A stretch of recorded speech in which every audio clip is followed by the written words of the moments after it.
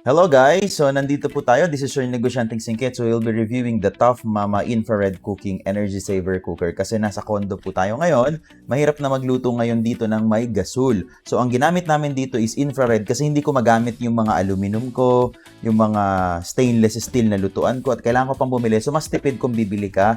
Ito. So I bought this at 2,499 lang. Tapos pwede nang mag-ihaw. Pwede na actually nakita ko sa review, pwede kang mag-ihaw sa ibabaw nito. Yung magtorta ng talong, yun yung matagal ko nang hindi nagagawa. Lalo na pag sa kondo kayo nakatira. So, i-open natin siya and testing na rin natin kung paano gamitin. Kung first time mo nito at naghahanap ka ng review, ito po, i-open natin for you. Ayan. So, this is the Tough Mama. Ayan po siya. So, ito po yung itsura niya. Okay, na-test naman na sa akin to sa SM. So, sa SM appliance ko pala to nabili. So, infrared siya and touch na siya with timer, up and down, lock function, then on and off. Okay, so 2,000 watts siya and mas mabilis siyang uminit kumpara sa normal na induction cooker. And pwede nga siya sa lahat ng, kasi umiinit to pumupula to Pero ito hindi umiinit kasi mayroon siyang blower dito sa ilalim. Hindi kagaya nung yung mga mumurahin lang na parang may bilog na ganun. Talaga masusunog yung gilid. So, yun lang and let's go. Ayun guys, nandito na siya sa aking kusina. So, nakasaksak na siya. So, i-click mo lang yung on. Ayan. So, ibig sabihin, naka-on na siya. Alright? And, if ano yung gusto mong function, ipipindutin mo lang yung function. Lalabas akong hot pot, fry, barbecue, soup, porridge, milk, warm and high temperature. So, function.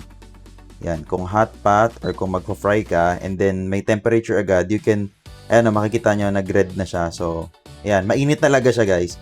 Pwede mo siyang i-down kung bababaan mo yung and pwede rin yung i-up. And then timer, pag timer, ayan, i-ano mo lang siya, ito timer, i-up mo lang yung timer, kung ilang minutes, ayan. So, mas maganda yung ganun. And, pwede mo siyang i-lock, hold mo lang, ayan, i-touch mo lang na matagal, so, magla-lock na siya, ayan, naka-lock. Ibig sabihin, hindi na yan magagalaw kung may bata, pindot ng pindot, okay lang. Ayan, and i-hold mo lang ulit na matagal, okay na siya. So, ganyan siya. Ngayon, try naman natin lagyan ng kawali kung talagang iinit siya.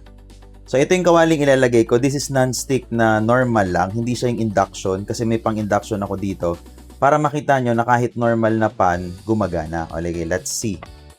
Lagay natin dyan.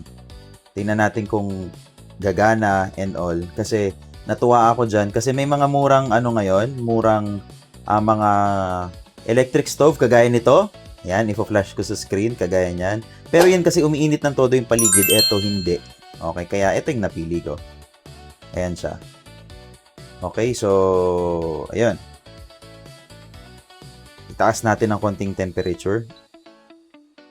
Yan. Kasi nakaano tayo, fry.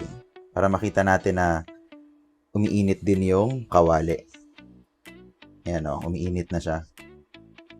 And guys, ayan, umaano-ano na siya. Kumukulo-kulo na. Yan, 600. Yan ang niyan, degrees. Yun ba yan, 600 degrees. And guys, nakapag-prito na ako ng itlog. So, ganyan ang itsura niya. Actually, ang gusto ko dito, banayad yung luto niya. Parang yung sa apoy talaga. Kasi sa mga nakakondo, bawal talaga yung fire, kagaya ko. So, ayan siya. Mas okay kasi sa induction cooker, kaya umayaw ako.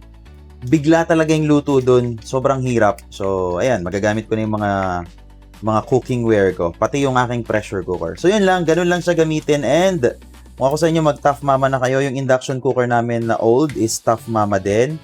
So, subok ko na ang Tough Mama. Ayun lang. Thank you so much for watching. And, I hope nakakuha kayo ng idea sa akin kung maganda ba to or what. And then, pwede rin mag-ihaw dito ha. Ipatong mo lang dun sa ilalim kanina.